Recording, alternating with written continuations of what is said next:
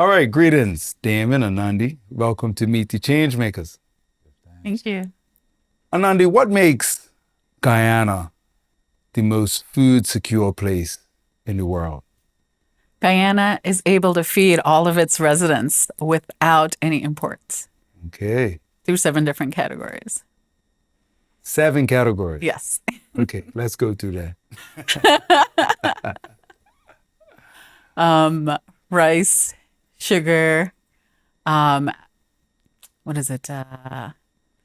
Livestock, aquaculture, fisheries, and I'm forgetting a couple of them. You're forgetting a couple of them. Yeah. But the idea is that, you can cover the wide Right, variety grains, yeah. of grains. Yeah, you can cover the wide variety of things that are considered to be staples. Right. The entire As spectrum of people. nutrition is covered. Is covered.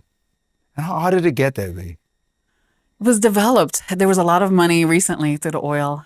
The oil money that came in was able to enhance a lot of agriculture, putting up new grow houses, putting money, like giving one of the only places in the Caribbean that provides farmers with funding. Let's say a natural disaster occurs, flooding or anything happened and your crop gets ruined. They're one of the few or only so far that's able to provide that for farmers so they don't have to worry about their losses. And so you're saying that came through oil. So Guyana has yeah. oil. Yes. So through the export and the sale of oil, then the government's been able to reinvest that. Reinvest in roads where there were never paved roads before, bridges, just the entire country is going through a whole upgrade. But just specifically around the farming and the food production, has that always been something that's kind of traditional in Guyana, or is that something that's been developed because it's been promoted? Yes and no. There were periods of time in history where, depending on the politics involved, there were rations and things like that. So folks didn't always have food readily available at those times. And how long ago did this all happen in terms of like the investment in food production and food security? Within about the last 10, 15 years. Okay, so it's relatively recent. Relatively recent. All right. Aren't you blessed to be there? Yes. Absolutely. Yeah, give thanks. So Damon, Yes, sir. we spent a lot of time together coming up in high school and then you disappeared. Yeah. Yeah. So it seems like it's been decades you've been out of the island. What have you been up to? Well, in '97, I initially went to New York to study music production. That's why I went to New York. But I got sick. I had Crohn's disease, so I had to come back home for about 9 months or so. Then I went back. My father lived in New Jersey at the time, so I was going to school in Manhattan and living in New Jersey. So music, that was about a year or so, but there was a lot of health expos in the city that I went and attended. So a woman came from upstate New York to this from a retreat center. And I told the woman I had Crohn's disease and whatnot. She started to cry right on the spot because her godson had Crohn's disease. So she felt my pain. At the time, I was her, I don't want to quote his name, but it was a doctor on the island, only internist on the island. I didn't have any options other than him. He specifically told me, if I don't take prednisone for the rest of my life, I'm end up crippled, paralyzed, or dead. So I said, that's not for me. See you later. I never went to him again. I left the island. I only went to him to show him that I was going to that retreat center upstate in Ithaca. He said, no, take the drugs. It's been proven and tested. This is not going to work. I said, well, I'll take this, see, and I won't come back. So I went there. I got a lot better. Raw food diet, meditation, yoga. And so being out in New York, having access to all of that, healthy ways of living and healthy food and not having that hurt, it was an easy decision for me to make, to regard my health. Bermuda, I came here for a Good Friday, had codfish cakes, hot cross buns and all that, went back to New York, was in so much pain. I was like, nah, the Bermuda diet, it's just not for me. The way we combine our foods, fish sandwiches, all the starches we eat I had to find, I thought I was eating good. I grew up Rasta. I had my own garden, was eating from my garden, you know what I mean? But I did eat a little fish, I did eat a little mama's peas and rice or whatever, and I thought I was eating good, but all of these combinations, it's not really good for our body. So I had to learn that for myself. I had to be my own doctor. So that took a lot of research, traveling around America, seeing different doctors. I ended up in Portland, Oregon. I was in New York. I got married in New York in 2005. Got my green card and whatnot. And then I was married for 13 years. Also during that time, they had an article on me in a Bermuda newspaper, Brangman News, calling me a pioneer because I was out there farming for this organization, and the Associated Press interviewed me. So from they interviewed me, Bermuda, Royal Gazette and whatnot, they found out, like, this is Bermudian out here farming and stuff. So they tracked me down and interviewed me. And so, man, that was like, that was about 15 years ago. So I've been doing the work with farming, but then the farming got to be too much work for me and my health with my Crohn's disease. So that's when I turned into working with children. So I was working with schools. So I created a farm to play curriculum with the second grade elementary school and after school program with the high school. So I was working with children, and then my sickness, I did a conference in 2017, a farm to play conference in Ithaca, New York. That's where I was living. So that was a 3-day conference. Cornell University put up a lot of money, so it was free, and I brought in some keynote speakers, one from the city, one from Detroit, specifically Malik Yakini, and from the city, Karen Washington, who hosts the Black Urban Gardeners Conference in America every year, which Nandi just did a presentation at in Detroit. And so the farming thing kind of switched to working with the children, and that's where I found my joy, So I had my own 2 children. So when my children was in pre-K, I approached the teacher, can we have a garden? First grade, can we have a garden? Second grade, can we have a garden? And that's where it really stuck with the second grade teachers. So I was doing that, for a period of time, from like 2012 or 2017 when I did the conference. And then I got really sick and went to Portland, Oregon. So in Portland, Oregon, I was there for 7 years, kind of get my health together. Because I got really sick. It's just being in an environment, I came back Bermuda initially, and that helped me being in an environment I'm used to, but being out in the city, I had healthy food, but that environment wasn't really for me. It was still kind of stressful, and I think that triggered the Crohn's disease. So now I had to get a surgery. I had to remove 40% of my intestines, my small intestine, 10% of my large intestine, and that was 2 years ago. So since then, I've been bouncing back, getting my health back, getting my strength back, doing more farming, doing more gardening. So now I moved back to Ithaca, New York, because my children are there, and now I'm getting back into teaching children again. So that's basically the work I've been doing. So you've been busy. Yeah. Trying to stay busy, yeah, for real. Busy. Yeah. There's been a lot happening. Doing music as well. Right. Doing music too, yeah. But it sounds like you've done a lot with education and a lot with farming and gardening and things of that nature. Yeah, teaching children mostly, yeah. So you being here now is because of your interest in taking a lot of what you've learned from your experiences over the last 20 years and being able to develop something locally. Right, get back to my people, yeah. My and Anandi is in there to support you in that initiative. Definitely, yeah. Okay, so what's a bit of your background other than coming from the most food secure place in the world? What's a bit of your background, Anandi? So I've always dreamed of creating incredible edible urban spaces. And growing up in one, raised, being from Guyana and raised in Little Guyana, I was surrounded by the Caribbean foods and everything. So I always wanted to create more space and grow some of my own food. And so I was able to create a garden for my mom. My dad and I helped to build it for her right on concrete and was growing some of her traditional foods there. So it was so nice to see my mom be able to go outside, pick whatever she needed to cook, and come back right in the house. And I'd started an organization called Sustainable Queens, where we focus on art, wellness, and ecology, or putting the awe in awesome, and created initiatives like the Critical Moss, where we use moss graffiti to create impactful designs and phrases around the city. Another one is called Taking Liberty, where we went through Liberty Avenue in Richmond Hill, Queens, cleaned up the neighborhood. I spoke to the city, was able to plant over 10 trees along that business district. And so now I go back and visit them every so often, and they're huge right now. And daffodils are planted in the bed. So little ways. I saw what was happening in in nicer neighborhoods and wanted to have that for my neighborhood as well. It's like my people deserve nice things too, And so I was able to create that through the organization and teaching from like young children to university to community elders and beyond about the environment, about being sustainable and what that means, about regenerative agriculture, how to get involved with that, and was even doing these Ayurvedic nutrition classes within the community to be able to share, okay, this is how you make your, ghee. This is how you make your masalas. This is how you can eat seasonally. I took them on a tour of the farmer's market, and they were shocked. It's like, that's it? That's all that's growing locally? So it's like we're able to see exactly what was being imported and what was being grown locally and what we should actually be eating for that region that we're living in. Mm. So it was just being involved in a lot of community work in that way. Mm. In general, just making everything around me beautiful. Okay. All right. Give thanks. So the two of you,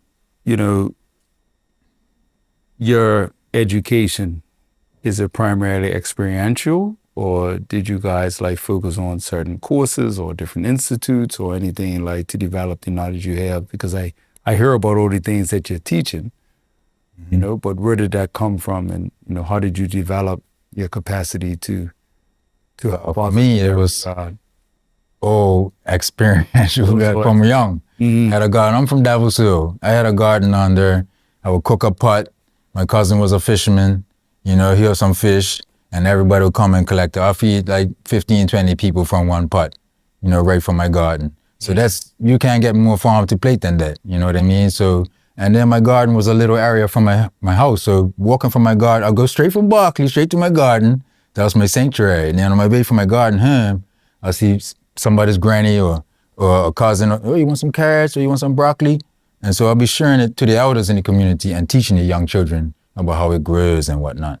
So that's where it all started. So I just pretty much carried that out there, we had a program where we were making raised beds for elders in some of the senior facilities.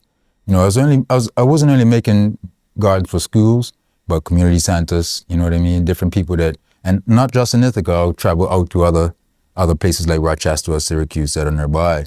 And that's when I was doing more community gardens before I went into the school gardens. So it's been with me all this time, you know what I mean? And how to work with children, that comes naturally, and teach them about how corn has ears and potatoes have eyes, and just make little jokes, make it fun for them, you know what I mean? And that just came naturally. I didn't have a lot of formal training. When I worked here I was a landscaper at Bermuda College. So being as a landscaper, I had access to courses like propagation courses, landscape design courses like that. My first job was landscaping with my uncle, my great uncle, Cubit Smith. Some people might know him, but he was one of the main farmers. That was my first job, first summer of high school. So I just grew up doing the work and just carried it on when I went abroad. I didn't have a lot of, and Anandi has a lot of formal training. I didn't do a lot of formal training. I worked for Cornell University as well, Cornell Cooperative Extension for 5 years. So at that time, I was teaching workshops, but also had access to a lot of resources to really, gain whatever information I wanted to. Yeah. So you really followed your interests in a big regard, and as a result, been able to learn about different things that have kind of supported your ability to share this information and teach others. Right. And being in an environment, like I said, it was at colleges and a few colleges there and schools. And at the time, my ex-wife was an art teacher at the high school. That's how I got into the school. We started an art garden at the high school. So just making those connections with the resources ahead. Ithaca is a very resourceful town. While I was there, I also did a little video. It's called Tompkins County. So I called the video Bounty of Tompkins County. And I ran around and interviewed 20 different farmers.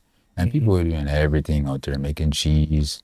People were making yarn from alpacas and all sorts of things. So it's nice to be exposed to all of that and see how you can create a more sustainable, community.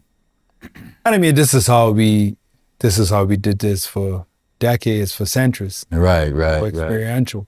This is what everybody was doing. Right. So you were interested, you got around it, you learned firsthand, and you just built upon it. A lot of things we can learn hands-on, and then we can benefit from others who are doing the same thing, without having to go into formal institutions. Right, yeah. But I understand you have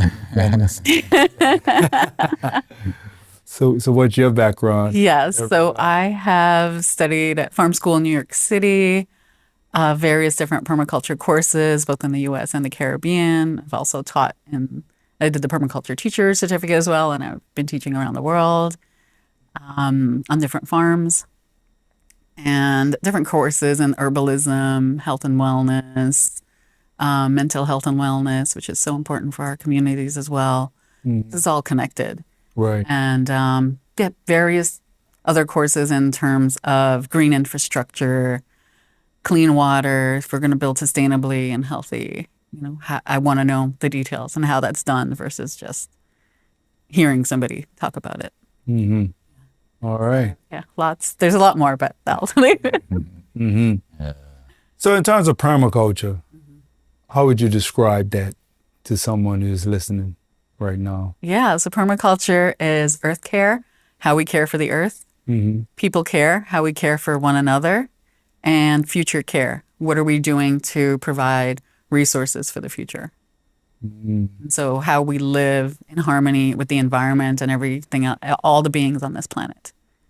So it's kind of agriculture with a consciousness. Agriculture, just everything about your way of living. Right. Yeah, so it's not just growing food. It's about how you're designing your building, sustainably, how you're getting rid of waste, how you're composting, the entire way in which your city is It's comprehensive. It's comprehensive. Okay. All right. Yeah, because it's interesting what's happened with agriculture. Because we used to grow food to feed ourselves. And somehow we've gotten into growing food now to make profit. Right. And so what's your thought on that, and how has that impacted agriculture around the world? Well, creating a business out of it, of growing food, I mean, it has its pluses and, minuses, because you are able to make a living out of it in some cases, but then you're also creating less access to those who relied on the community or barter system. Because back in the days, farmers would just trade with each other. Okay, I'm growing this, you're growing that. I'll share my eggs, I'll share my honey, my bread, all these kind of things. And then when you add monetary value to it, then sometimes it's like they might not have the kind of money, but they have the supplies and they have the goods. So it created, it distorted that system. So what about practices or procedures? Because if I'm just growing food for my family, then I'm going to be thinking about how I can make the food most nutritious. So it's just like cooking. Right. If I'm cooking for myself or my family, I'm thinking about okay, what's the best ingredients to put in there? What's the healthiest thing to do? Right. But now if I'm cooking food and I'm looking to make money, even if I'm functioning that way, somewhere along the line, somebody's going to be like, okay, so do you really need to use that? Because, I'm just looking at the books and that's costing us X amount of money. And if you cut that out, like, look how much more profits we can end up. Right. You know what I mean? That's the thing that comes to mind for me, in terms of how agriculture has been impacted, because decisions start getting made based on what's most profitable versus decisions being made about how to create the healthiest environment for producing the best possible food. You know what I mean? Right. People start cutting corners, taking shortcuts, using, pesticides and different chemicals, which deplete the soil. So the soil is not going to have, because right now the soil in general does not have the nutrients that it had 50 years ago. Right. So that's why when you eat food now, you're not getting as much nutrients as your parents or grandparents had. And so we're at this nutrition deficit right now, where it's like, okay, then you're going to have to eat other things or eat more food to be able to get the same nutrients. Or take supplements. Right. That nature, whereas before it was already there. Yeah. So what would you say about soil health? Like what is the situation, and what do we need to be doing? We should be tilling less. We till the soil too much. We're releasing all of that into the atmosphere. Tilling meaning turning over the soil. Yeah, rototilling. And why are people tilling? A lot of people tilling to keep the weeds down. They'll till to prep the soil. They'll plant. Stuff will come up. The weeds are gonna come up just as fast. So they're gonna till down between the rows to keep the weeds down. And where in the row where the plants are, they're gonna have to do by hand. But tilling's gonna help you to keep those weeds down a lot easier. That's one of the main reasons a lot of farmers till as maintenance. But some will till in the end of the year, the beginning of the year, and that's it. Now you got this big thing of no-till at all. No-till is getting really popular because you're disturbing the bacteria in the soil every time. Exactly. So how do we get from till crazy to no till? Like what are people doing? So I hear you saying that this is why people were tilling, and now you're saying that no tilling is getting big. So what is it that people are doing that they weren't doing before that's allowing them not to have to till? A lot of mulching, cover crops. You know, cover crops, you want to keep the soil covered so that it's not, Okay, now you're getting into it's not losing its nutrients. Right. And it's not eroding. And it's not The other eroding. thing that happens. Right. So you're building these almost like lasagna layers of compost, mulch, different kinds of biodegradable materials that are going to build up the soil. You want your carbons in there. You want your nitrogens in there because that's going to build this nice fluffy soil, like the gorgeous soil, you know, you have here in Bermuda. And so building it up, you know, not throwing your food waste away, but adding it to your garden, Compost. you know, yeah, So through your compost. So little by little, Right. you're able to build up the soil and create healthy soil. but you said people were tilling to keep down weeds. So does covering the soil keep down weeds? Well, you're covered with a cover crop. And a lot of those cover crops are also nitrogen fixers. You know what I mean? They're putting nitrogen back in the soil. And then they're just getting tilled in. Like from Bermuda, we grow string beans. You know, string beans are a natural nitrogen fixer. You shouldn't pull that string bean plant out and just throw it away. You know what I mean? That thing's putting nitrogen back in your soil. You should let it sit there, do its thing, and then you should compost it, you know, and turn that into compost. You know, so there's this thing of regenerative agriculture that's gotten really popular. Whereas the monocultures where they was tilling the whole thing, planting one crop, you know what I mean? And then again, till it again, plant one crop. That's why we got a lot of these pest problems. We got a lot of soil depletion through these techniques. So now people are looking how they can build the soil back up, you know, and focusing on the bacteria in the soil, the microorganisms in the soil. If your soil is healthy, you don't need pesticides. The plants can be so healthy and vigorous, it's gonna be fine. It's gonna, you know what I mean? So you're saying that if your soil is healthy, Right. you don't need pesticides. So this whole thing about needing different chemicals to get rid of the pests can be solved by making sure your soil is healthy. Right. It Right. came about because of depleted soil. Okay. Yeah. And then you could build your own insect army, you know, because there are beneficial bugs in there too that help your plants and help keep other insects that you don't want in your garden there. So you could do that by planting particular crops using methods like crop rotation, companion planting. So you think about the relationships with the plants. You know, oh, this one, you know, like when you're living next to your neighbor and this one, that one. And it's like, okay, this one's going to grow nice next to this one, but I don't know, this one might not do too well. Okay. So learning those relationships will help you to grow your plants or create areas where you can have trap crops. So that means you're growing particular crops that attract the bugs that would generally eat your plants up. Oh, so you're like, So you divert them yeah, come away. this way. Yeah. Right. So you're They sacrificing start coming stuff. for your crops. And Right, like, right. And then they're going to, okay, I see. So there's different ways that you think about the relationship with the environment because biodiversity is so important. And we need our pollinators. We need our bees. We need our butterflies. And if we're spraying, looking at everything and just spraying and wanting to kill everything without understanding their function and what they're there for, we all have a function here, you know? So some of them have different things. We just don't know them. We haven't taken that time to know them. And so once you get familiar, and like I love to teach children about the bugs, you know, they even drew them up in their garden plans. This is, you know, if I plant, you know, cilantro, that's going to bring the parasitoid wasp. That's going to lay the eggs in the tomato hornworm. And they drew these all on their design. So I was like, my work is done. Okay. So then they create that fun relationship with nature and with the plants and learning about where food comes from. And I think the more that we know and the more we learn about exactly where our food comes from, how our food grows, then we can start having more conversations about it, especially in terms of, you know, how we can do more of it here. Wow. So as I'm sitting there, I'm just thinking like as much as I know already, like I have so much more to learn. So I can imagine what you're feeling like in the audience just listening to this. Like, wow, we all need to go to school.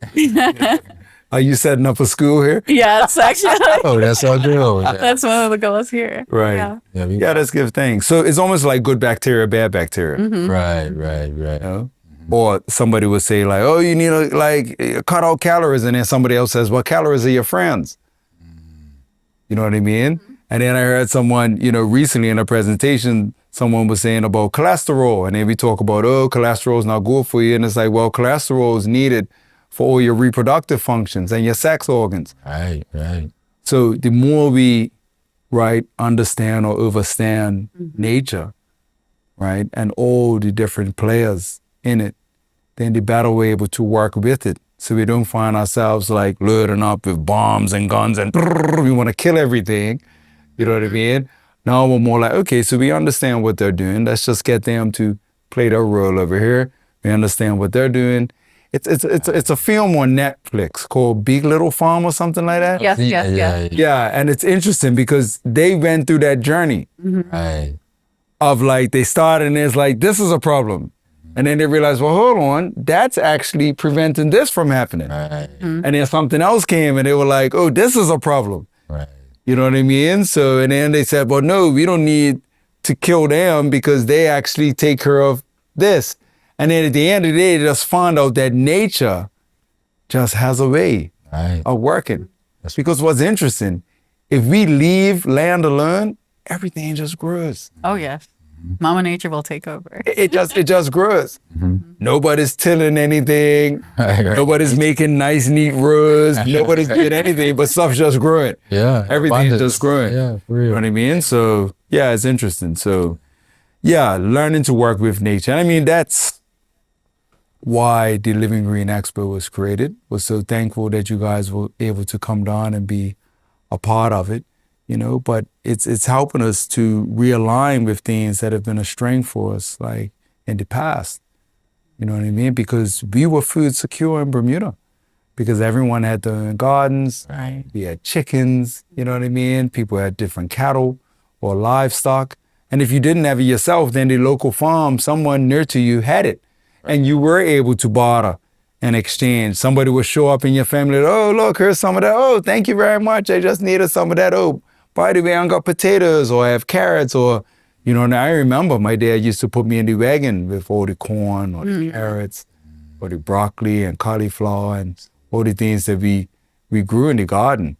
And somehow we've managed to get away from that, thinking that we're improving life, Right. only recognizing that, right, it's created a whole nother set of challenges, So now we're looking at the expo to realign ourselves with living more in harmony with nature rather than finding ourselves in a war against nature, and thinking about sustainability while we're doing things, not after we've already created an issue. You know what I mean? So we're being more preventative in terms of the way that we function. So what are your thoughts about the expo? What was your experience like? And, how do you feel about the whole initiative? Oh, wow. Expo was absolutely amazing. So many people, different ages, came through. Everybody just looked delighted, whether they were trying out the vegan food or they were listening to music, speakers, checking out vendors. And it was such a beautiful variety there. So I think having that, getting, locals more familiar with what's out there and what their choices are if they do want to switch to a healthier, more holistic lifestyle. Yeah.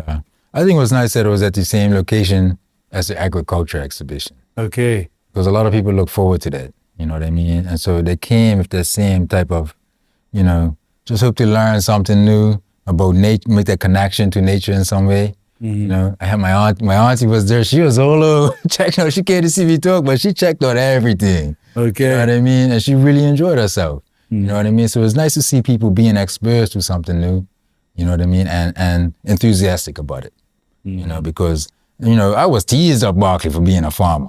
Nobody don't want nothing to do with farming, you know what I mean? So it's nice to see people, coming out and just wanting to learn, you know what I mean? Times are changing right now. And so we really need to embrace a different type of lifestyle where we're more connected to the land. And so, the fact that you put the energy into all the people that were in the hall or the vendors, that was beautiful to see, you know what I mean? Because a lot of people don't know that that stuff is available and don't know how to access those resources. So to have them there, right in front of people, they can interact with the people and share their information and whatnot. It's beautiful to have that. I go to a lot of conferences in America, a lot of farming conferences, and I love to network with people. So I love those environments. So, to see Bermudians being exposed to that. I mean, there's a lot of foreigners probably too, but foreigners that are living here now that are probably, used to it in America. But for Bermudians, for it to be right on the doorstep, I think that was a big step, in making ourselves more sustainable as an island. Mm-hmm. So I think it's important that those events continue, and people have the opportunity to see what's available, and what companies and what organizations are doing the work already. Mm-hmm. So the two of you have a mission. You came here to participate in the expo, which we're really appreciative of. But overall, you have some things in mind that you would like to see established in Bermuda, right? Can you share a bit about that? Yeah, well, we would love to see a research farm for educational purposes, and so we could see what's doable. There's a lot of crops that grow on the island that we don't know about. We're in a unique place where we are, where we can grow some of that tropical stuff, that we can grow some of the stuff that is grown in America up north. So we can grow a lot of stuff, and we haven't really tested that yet fully. There's some people that have their own little garden that are, growing certain crops like ackee, mangoes, passion fruit, guava. There are a lot of those things they can grow here, but we don't really, I'm traveled around and, there's a lot of fruits out there. I've been to Africa, you know what I mean? And like seeing an abundance of fruits, and we could grow a lot more here. And I just feel like we need to really tap into what's available, Everybody can have a little small garden, you know what I mean? It's like, it's easy to grow something. The soil is richer. We don't take full advantage of what we have in front of us here. So we want to show people that it's not hard. You know what I mean? You don't have to claim to have a green thumb. You know what I mean? And, it's doable. So we want to put something in place to show people, especially children, because children don't have that connection of where their food comes from. People, they just know that mama goes to the store, get some food. But, I think it's important for children to make that connection. So that's kind of the key of where our work has been working with children. But we also host a lot of workshops for adults who may want to just learn a little something.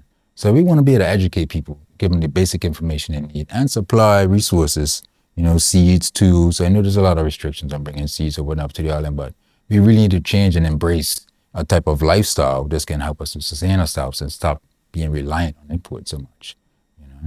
So we would like to put something in place that people can come, learn, and feel what it's like to actually have a lifestyle. Even if you could have a homestead that's like a model of like you can have your house and garden, and people can come see, like you can have your herbs around and your vegetables, everything right there. So people see it's tangible. So we like to create a model that people can see that, make this more realistic. And Nandi has a lot of stuff that she's already put together, you know what I mean, as far as creating this vision. And we would love to carry this out on different islands as well, but Bermuda being a place that's like so food insecure, we feel that this is a good place for us to start. Okay. So anything you'd like to add to that? I think increasing the biodiversity of plants here and foods that are available would be absolutely amazing, and showcasing how, because if you think that you just have a small space and not enough to grow something, you can. If I could grow food in New York City, you could probably grow, something here to feed yourself and probably your family. Because about a 1 acre lot can feed about a family of 4. Okay. And we could do a lot more, and being able to demonstrate and show folks and provide education through workshops, hands-on activities. We can show this is, it's not maybe so hard, not so scary. This is something we can all do and all approach, and be able to, take a hand in our own health and wellness. Right. So in terms of first steps, if you were to give Bermudians, advice, what would you advise us to do in terms of like, what are the first steps we should be taking to address this food insecurity that we're facing right now? I think we need to do what's right in front of us, If you got a little porch or something, get a plot, plant a seed. Start off with plant a seed. This is planting time right here. Everybody should be planting something right now. This is your time right here. In America, everything is getting covered in snow in most parts. People stop growing. And I think this was the time of year that Bermuda was excelling on exporting food to New York. You know, this is where we can like really excel. And I think we need to start small. Just start showing your children, you know, where your food comes from. Maybe have a little plant and so they can see how a tomato grows. You know, I think it's starting off in the home. You know, that's where it should start. And then from there, we can branch out into the community, have more community gardens. I helped Mr. Roll Frederick clear his garden yesterday and the day before down in Paget, where they got all these community plots. You know, he's up in like 80 years old now, you know, so I helped him do he's been the director of that community garden for 35 years. And that's a model in place for a long time that we could be utilizing other parts of the island. So it could start with a little home garden, a community garden, and from there, make a connection to our farmers. You know, I have to send a shout out to Gabriel Brian Swan. He's been farming on this island organically forever. You know, there's a lot of Portuguese farmers out there that are really using a lot of chemicals and stuff. There's some people that's embracing organic more, but we've really polluted this land. We need to reclaim the land. You know, a lot of the land's been taken away from us. A lot of these golf courses are probably hopeless at this point because I had so much chemicals put in them. But there's ways around that too. We could remediate the soil through stuff like hemp. We could grow hemp and remediate that soil over a period of time. But starting home, the community, and this island's not that big. You know what I mean? We could have like everybody, we could have the government was talking about a vertical farm and stuff like that. You know, I think it's good to implement some technology, but I think they should be investing in the farmers who have been doing the thing for a long time. You know, so yeah, I think that, you know, teaching your children, and especially my thing is farm to plate. You know, you have a little garden, show the children, go outside, pick something, take it inside, prepare it. That's what I was doing with the children. I would take them out. When I worked at Cornell University, we had vans. I would take them out to a farm. I had a commercial kitchen at my job, and we make 3 dishes out of what they saw growing on the farm. So you could do that right in your house. Show the children, you know, how you pick it, how you prepare it. You know what I mean? Then the community could be having a community garden, making meals at the community garden to share. You know, and then just building from there. You know what I mean? And from the community go out into the, you know, the island as a whole. And I think that we can really come together. We are a very like family oriented community here. You know, I'm from, like I said, Dallas Hill. Most of us were family and we stuck together. You know what I mean? There's no reason why we can't do that anymore. All right. Give thanks. So based on your experience so far, do you feel that there's enough space in Bermuda for us to be able to feed ourselves in the way Guyana feeds? Oh, absolutely. Yes.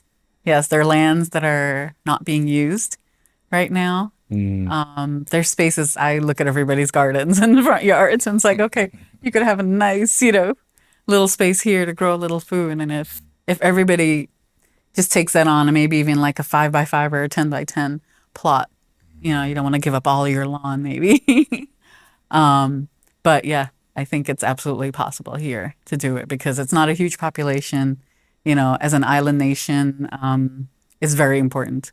You know, if you're having 95% of food imports, what happens if those ships can't get to the port? Oh, it's a serious. It's like you have to think about how long is it going to take, you know, what crops can grow, you know, succession planting, like what do I need to plant now so that I can have this food a couple of months from now, you know? Yeah. And so, yeah, absolutely possible here. Yeah, it's been a big debate about like, do we have enough space here? You know, I understand there's a lot of government land that's being used and there's some land that's not being used, but you bring up a good point.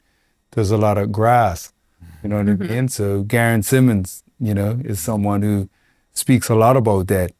You know, and when you go to his yard, he has got a lot of stuff everywhere. It's like you're not gonna see any like spur grass in my yard. Right. You know, he said to me one time, he said, you know, people have these yards and they spend all the money keeping the yards manicured. When those yards could be producing food that saves them money. Right. So rather than producing food with this space, we want to make it so-called look pretty. Right. You know, which costs us. You know what I mean? When it could be, right, producing and saving us. Right. So it's something to consider, Bermuda. You know, we've shifted a lot. You know, we've considered a lot of the changes we've made to be progress. You know, we've become more sophisticated. We've moved away from trades and farming. you know, and we've moved into more kind of clerical positions, more technical positions and things of that nature. But has that really served us in the big picture? You know, when we think about something as simple as food security, understanding there was a time when we had it, you know, how do we now feel about the fact that it's been lost? These are critical things that tend to come into our mind space in a hurricane, when all of a sudden ships are not coming in, you know, but then all of a sudden we seem to forget that when the ships arrive again and we go back to normal rather than addressing the issues that create that fear in those moments, you know. So these are things for us to think about, you know. Can we produce our own food? Of course we can, because we did it already.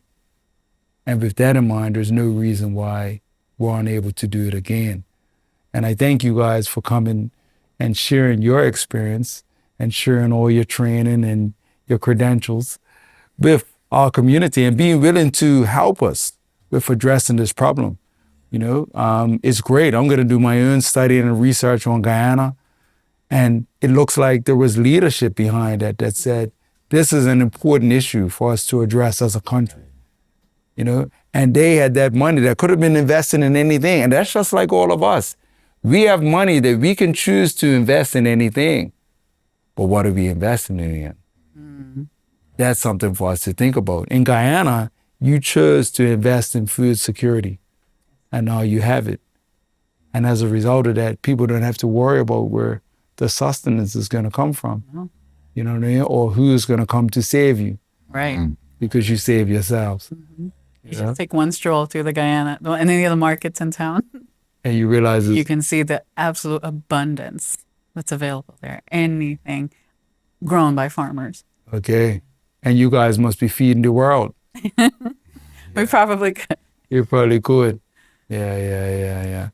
So again, thank you guys for joining us. You know, we have Damon, Brangman here. We have Anandi, Premlall here. She's from Guyana. You hear us talking about how it's the most food secure place in the world. And Damon's someone who comes from Bermuda. We went to school together. He left the island. He's learned a lot, you know, from his own personal challenges. It's forced him to grow and develop in different areas. And we're so thankful that he's interested in returning home to help address some of the challenges that we face here. So thank you guys both for coming to Bermuda for the Living Green Expo. It's great to have international guests joining us for our local event. And more so, just thank you for your interest in developing programs and initiatives that can help us with our food security on the island. So with that said, I'll say to everyone who watched this program, let's think about these things more than for a fleeting moment. They're real serious issues, and rather than for us waiting till it gets critical, rather than us waiting till we find ourselves in a position where we're unable to feed ourselves, let's take the steps required to make sure that we once again become food secure. So give thanks for watching us tonight. Again, this is Meet the Changemakers. I'm Eugene Dean. Peace and love.